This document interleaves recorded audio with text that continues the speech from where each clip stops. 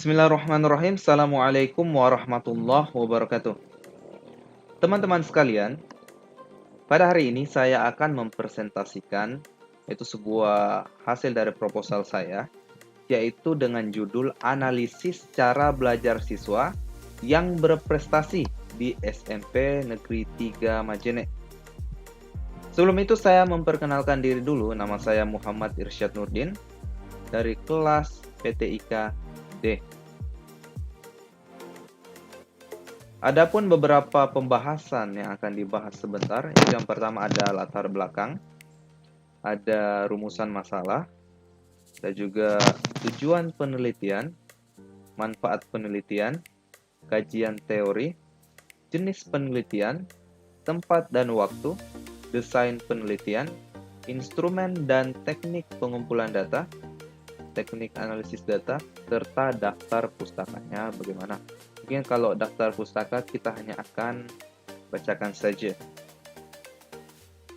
Nah, yang pertama kita akan bahas latar belakang dari penelitian tersebut. Yaitu latar belakang. Pertama, kegiatan belajar mengajar merupakan suatu proses yang mengandung serangkaian kegiatan guru dan siswa atas dasar hubungan timbal balik yang berlangsung dalam situasi edukatif untuk mencapai tujuan tertentu. Kegiatan belajar mengajar merupakan langkah awal yang dapat meningkatkan keberhasilan peserta didik dalam suatu pendidikan di sekolah. Karena keberhasilan dalam pendidikan sangat tergantung pada kinerja dari proses belajar mengajar. Pada dasarnya, setiap siswa mempunyai cara belajar yang berbeda-beda antara satu dengan yang lainnya. Di antara perbedaan tersebut seharusnya bisa menjadi keunikan tersendiri di antara masing-masing individu. Bukan malah menjadi hal yang membebankan masing-masing siswa. Karena dengan perbedaan itu antara satu individu dengan individu yang lain dapat saling melengkapi.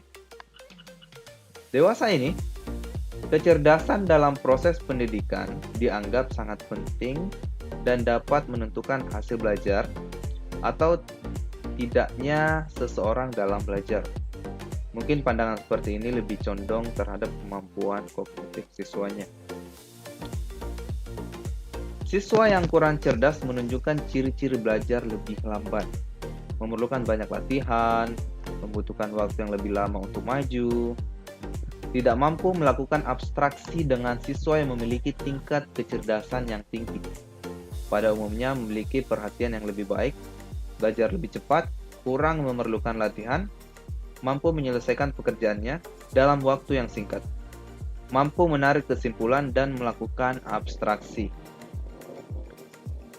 Nah, dari berbagai permasalahan yang telah dikemukakan di atas, maka peneliti berkesimpulan untuk melakukan suatu penelitian terhadap 3 siswa berprestasi dan 3 siswa kurang berprestasi. Jadi kita analisis. Hal ini ditujukan untuk mengetahui cara belajar yang digunakan dan perbedaan cara belajar keduanya bagaimana. Nah, adapun beberapa rumusan masalah dari penelitian yang dibuat, yaitu yang pertama, bagaimana cara belajar siswa yang masuk ranking 3 belajar teratas kelas 7C di SMP Negeri 3 Majene tahun ajaran 2019-2020 bagaimana? Terus yang kedua, bagaimana cara belajar siswa yang masuk ranking 3 besar terbawah kelas 7C SMP Negeri 3 Majene tahun ajaran 2019-2020 tentunya sama kayak tadi.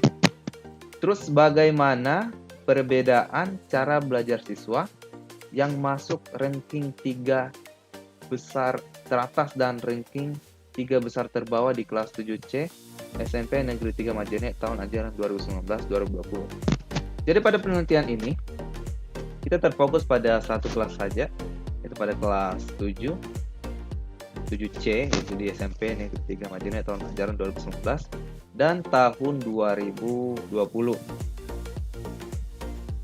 Nah, tujuan penelitian yaitu berasal dari rumusan masalah tadi. Itu cara belajar siswa masuk ranking 3 besar teratas kelas 7C SMP Negeri 3 Majene tahun ajaran 2019-2020. Terus yang kedua, cara belajar siswa yang masuk ranking 3 besar terbawahnya. Yang pertama tadi teratas, terus yang tujuan kedua itu terbawahnya, tentunya kelas 7C SMP Negeri 3 Majene tahun ajaran 2019-2020. Terus yang ketiga yaitu perbedaan cara belajar siswa yang masuk ranking 3 besar teratas dan ranking 3 besar terbawah. Tentunya sama tadi kelasnya yaitu kelas 7C di SMP Negeri 3 Majene. Tahun ajarannya sama yaitu 2019-2020. Nah, manfaat penelitian. Kalau soal manfaat penelitian ada beberapa hal, yaitu yang pertama manfaat teoritis. Manfaat teoritis yang diharapkan dari penelitian ini adalah mampu memberikan wawasan dan sumber keilmuan tentang cara belajar yang baik bagi siswa ataupun pendidik guna menunjang prestasi belajar yang memuaskan. Itu secara teoritisnya. Terus ada manfaat praktisnya bagaimana? Yang pertama, A. Bagi siswa, dapat membantu siswa dalam memahami cara belajar yang baik yang dapat mendukung prestasi belajar yang dihasilkan. Jadi kalau kita analisis keduanya itu dapat membantu siswanya. Terus yang kedua yaitu bagi guru, dapat digunakan sebagai acuan guru dalam menerapkan kegiatan belajar mengajar di kelas yang lebih efisien dan efektif, sehingga pembelajaran lebih menarik serta motivasi guru untuk lebih kreatif dan inovatif dalam kegiatan belajar mengajar gitu. Ada juga manfaat bagi peneliti lain. Selain dari manfaat untuk siswa, manfaat untuk guru, jadi ada juga manfaat untuk peneliti lainnya setelah penelitian ini selesai, yaitu untuk memberi pengalaman dalam mempersiapkan strategi mengajar yang baik pada kegiatan belajar, mengajar sekaligus memanfaatkan ilmu pengetahuan yang telah peneliti peroleh selama di bangku perkuliahan. Selain itu, juga sebagai bahan pertimbangan untuk melakukan penelitian serupa bagi penelitian lain. Jadi itu. Nah, kita masuk pada kajian teori. Jadi banyak sekali teori yang akan kita bahas di sini yang berkaitan dengan penelitian yang akan dibahas, yaitu analisis belajar siswa berprestasi gitu. Yang pertama, belajar. Belajar menurut pengertian secara psikologis adalah merupakan suatu proses perubahan, yaitu perubahan tingkah laku sebagai hasil dari interaksi dengan lingkungannya dalam memenuhi kebutuhan hidupnya. Perubahan-perubahan tersebut akan nyata dalam seluruh aspek tingkah lakunya. Nah, ada juga menurut Slameto, pengertian belajar dapat didefinisikan sebagai berikut. Belajar ialah suatu proses usaha yang dilakukan seseorang untuk memperoleh suatu perubahan tingkah laku yang baru secara keseluruhan sebagai hasil pengalamannya sendiri dalam interaksi dengan lingkungannya. Itu pada Slameto 2003. Yang kedua, terus selanjutnya ada menurut James O. Whittaker dalam Aunur Rahman 2009-35, mengemukakan bahwa belajar adalah proses di mana tingkah laku ditimbulkan atau diubah melalui latihan atau pengalaman. Belajar adalah suatu proses yang dilakukan individu untuk memperoleh suatu perubahan tingkah laku yang baru secara keseluruhan sebagai hasil pengalamannya. Nah, selanjutnya selain pengertian belajar, ada juga kajian teori membahas faktor-faktor yang mempengaruhi hasil belajar. Ada menurut Nana Sujana tahun 2005, 39-40, menyebutkan faktor-faktor yang menentukan pencapaian hasil belajar antara lain faktor yang berasal dari dalam diri siswa, yaitu faktor yang berasal misalnya kemampuan yang dimilikinya, motivasi belajarnya, minat dan perhatian, sikap dan kebiasaan belajarnya, ketekunan sosial ekonominya bagaimana, faktor fisik dan psikisnya, dan faktor yang berasal dari luar diri siswa atau faktor lingkungan.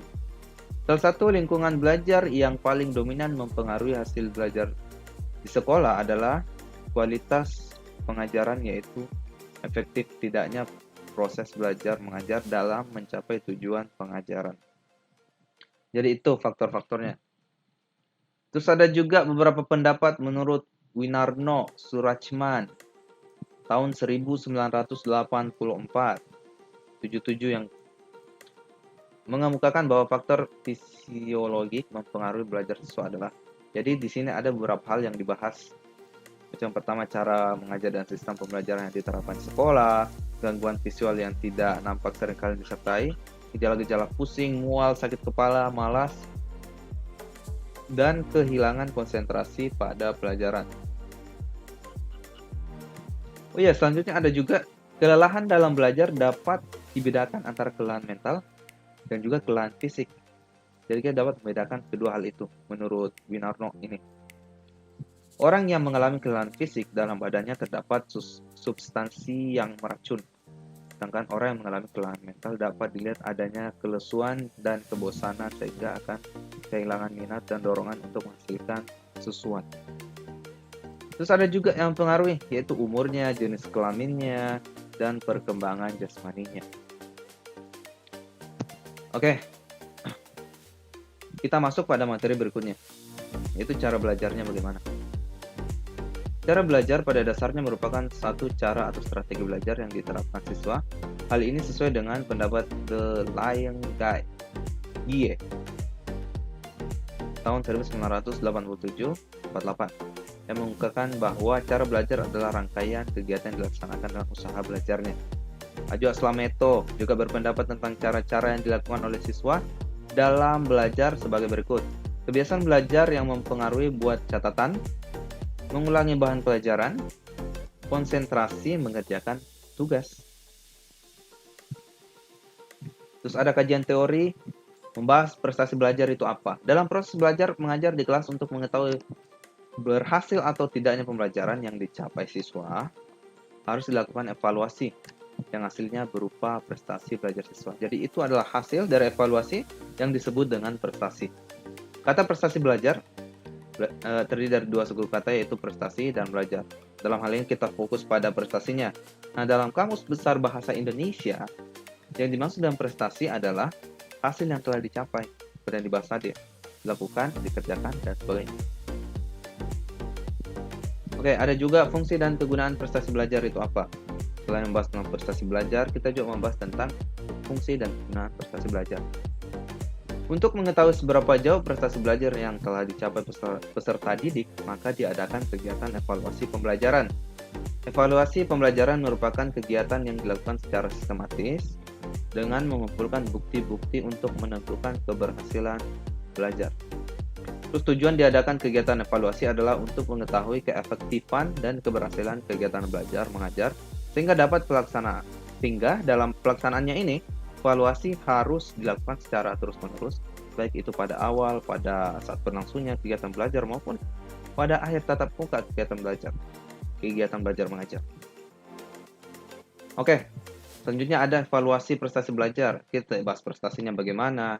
Selanjutnya evaluasinya. Prestasi belajar meliputi segenap ranah kejiwaan yang berupa sebagai akibat dari pengalaman dan proses belajar siswa yang bersangkutan.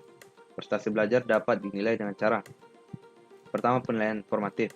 Penilaian formatif adalah kegiatan penilaian yang bertujuan untuk mencari umpan balik atau feedback.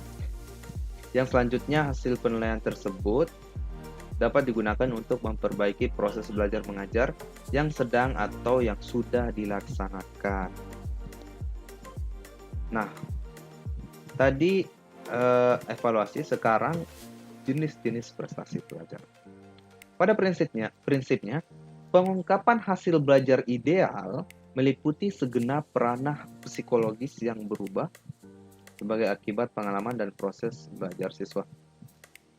Yang dapat dilakukan guru dalam hal ini adalah mengambil cuplikan perubahan tingkah laku yang dianggap penting yang dapat mencerminkan perubahan yang terjadi sebagai hasil belajar siswa, baik yang berdimensi cipta ataupun rasa maupun karsa ya. Oke. Mungkin Selanjutnya yaitu kerangka berpikir. Ada 2 kerangka berpikir dan disusun, itu belajar dan cara belajar. Belajar adalah sesuatu yang dilakukan oleh manusia untuk memperoleh perubahan tingkah laku secara bertahap dan berkelanjutan sebagai hasil dari latihan dan pengalaman serta interaksi dengan lingkungan yang melibatkan kognitif. Terus cara belajar siswa adalah kegiatan-kegiatan yang dilaksanakan siswa pada situasi belajar tertentu. Kegiatan-kegiatan tersebut merupakan pencerminan usaha belajar yang dilakukannya, yaitu. Nah, setelah kita membahas mengenai tentang kajian teori, terus ada jenis penelitiannya. Ini juga salah satu pembahasan yang penting dari presentasi kita, yaitu jenis yang digunakan dalam penelitian ini adalah menggunakan metode kualitatif. Karena masalah yang akan dibahas dalam penelitian ini belum jelas dan belum diketahui oleh peneliti. Masalah akan diketahui selanjutnya setelah peneliti melakukan observasi di lapangan terlebih dahulu. Jadi itu. Terus adapun tempat dan waktunya. Suatu penelitian memerlukan tempat penelitian yang akan dijadikan objek untuk memperoleh data yang diperlukan guna mendukung tercapainya penelitian. Tempat penelitian ini adalah lokasi yang digunakan untuk melaksanakan kegiatan penelitian, sedangkan penelitian ini dilaksanakan di SMP Negeri 3 Majene. Untuk waktu kami belum terangkan, mungkin waktu yang ditarget itu sekitar 3-6 bulan. Nah, adapun desain penelitian yang digunakan adalah desain penelitian survei. Desain penelitian survei dilakukan dengan tujuan untuk memperoleh informasi dari responden melalui sampel yang diteliti. Survei atau cross-sectional bisa pula dilakukan dengan menerapkan konten analisis jika sampel yang digunakan adalah dokumen.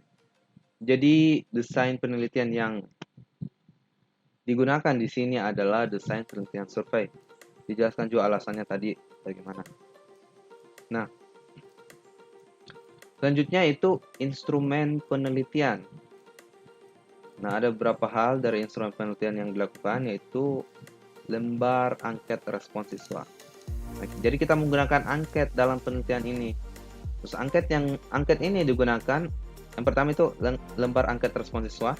Angket ini digunakan untuk mengetahui respon siswa terhadap cara belajar yang digunakan. Angket ini diisi sendiri oleh siswa tanpa pengaruh dari orang lain. Lembar angket dalam penelitian ini dikhususkan untuk siswa. Lembar wawancara penelitian menggunakan tabel pertanyaan wawancara yang ditujukan kepada guru satu mata pelajaran, sedangkan lembar wawancara dikhususkan untuk guru mapel dalam kelas tertentu. Jadi kita juga melakukan wawancara terhadap guru ya. Terus ada untuk peneliti sendiri, selain kedua instrumen tadi atau instrumen di atas, di sini peneliti berperan aktif sebagai subjek penelitian, sekaligus berperan sebagai instrumen penelitian itu sendiri. Ya, dikarenakan penelitian mempunyai peran penting dalam menjalankan penelitian yang sedang dilakukan. Jadi peneliti sendiri itu adalah salah satu hal yang berperan penting karena ya terjun langsung di situ. Nah, ada beberapa hal, yaitu teknik pengumpulan datanya bagaimana. Nah, yang pertama itu observasi, teknik pengumpulan data secara observasi. Dalam penelitian ini, observasi yang dilakukan terhadap tingkah laku subjek yang dimaksud di sini adalah siswanya. Selama kegiatan proses belajar mengajar di kelas sehingga dapat memberikan data tambahan terhadap hasil wawancara. Tadi observasi langsungnya bagaimana. Terus yang kedua ada wawancara. Wawancara dilakukan dengan 4 bentuk, yaitu terstruktur, semi terstruktur, tidak terstruktur, dan kombinasi. Oke. Terus selanjutnya teknik analisis data. Ada beberapa hal pada teknik analisis data. Yang pertama itu mengorganisasikan data. Peneliti mendapatkan data langsung dari subjek melalui wawancara mendalam, yaitu in-depth interviewer, di mana data tersebut direkam dengan tape recorder atau sejenisnya dan dibantu alat tulis lainnya. Jadi ketika melakukan wawancara, ada alat bantu yang digunakan seperti tape recorder atau alat bantu tulis untuk merekam beberapa hal yang diwawancarai. Kemudian dibuatkan transkrip dengan mengubah hasil wawancara dari bentuk rekaman menjadi bentuk tertulis secara verbatim. Jadi setelah rekamannya ada, kita ubah bentuk tertulis, catat dan ketik, dan lain sebagainya. Data yang telah didapat dibaca berulang-ulang agar penulis mengerti benar data atau hasil yang telah didapatkan. Juga ketika kita selesai mendapatkan data dari hasil wawancaranya, ya kita baca berulang-ulang. Peneliti membaca berulang-ulang agar hasil penelitian betul-betul mengerti. Peneliti mengerti dari hasil penelitian yang didapatkan. Nah, teknik analisis data yang selanjutnya yaitu pengelompokan berdasarkan kategori. Ada tema, berdasarkan kategori, tema, dan pola jawaban. Pada penelitian ini, analisis dilakukan terhadap sebuah kasus yang diteliti. Peneliti menganalisis hasil wawancara berdasarkan pemahaman terhadap hal-hal yang diungkapkan oleh responden. Data yang telah dikelompokkan tersebut oleh peneliti dicoba untuk dipahami secara utuh dan ditemukan tema-tema penting serta kata kuncinya, sehingga peneliti dapat menangkap pengalaman, permasalahan, dan dinamika yang terjadi pada subjek. Nah, selain itu ada juga menguji asumsi atau permasalahan yang ada terhadap data. Setelah kategori pola data tergambar dengan jelas, peneliti menguji data tersebut terhadap asumsi yang dikembangkan dalam penelitian ini. Terus yang kedua atau selanjutnya itu mencari alternatif penjelasan bagi data. Setelah keterkaitan antara kategori dan pola data dengan asumsi terwujud, peneliti masuk ke dalam tahap penjelasan. Dan berdasarkan kesimpulan yang telah didapat dari kaitannya tersebut, penulis merasa perlu mencari suatu alternatif penjelasan lain tentang kesimpulan yang telah didapat. Nah, ada juga selain mencari alternatif penjelasan bagi data, ada juga menulis hasil penelitian. Setelah hal-hal tadi kita dapatkan, tentunya kita harus menulis hasil penelitiannya bagaimana. Nah, penulisan data subjek yang telah berhasil dikumpulkan merupakan suatu hal yang membantu penulis untuk memeriksa kembali apakah kesimpulan dibuat telah selesai. Jadi hal-hal yang sebelumnya dilakukan itu sangat membantu untuk memeriksa kembali apakah kesimpulan kita sudah selesai. Dalam penelitian ini, penulisan yang dipakai adalah persentase data yang didapat, yaitu penulisan data-data hasil penelitian berdasarkan wawancara dan observasi dengan subjek melalui lembar dan hal-hal penting lainnya. Nah, itulah tadi beberapa materi hasil presentasi proposal. Tidak hanya materi, di sisi proposalnya juga kami bahas. Tentunya ada beberapa daftar pustaka dari Sujana, ada Slameto seperti yang kita bahas tadi, ada juga kamus besar dari Kamus Besar Bahasa Indonesia, ada juga dari Karaha, yaitu dari teknik penilaian hasil belajar, serta Pamalik. Mungkin itulah tadi beberapa presentasi kami, dan kami juga sudah membaca daftar pustakanya bagaimana. Semoga teman-teman mengerti dengan apa yang kami jelaskan. Untuk itu kami ucapkan terima kasih. Wassalamualaikum warahmatullahi wabarakatuh.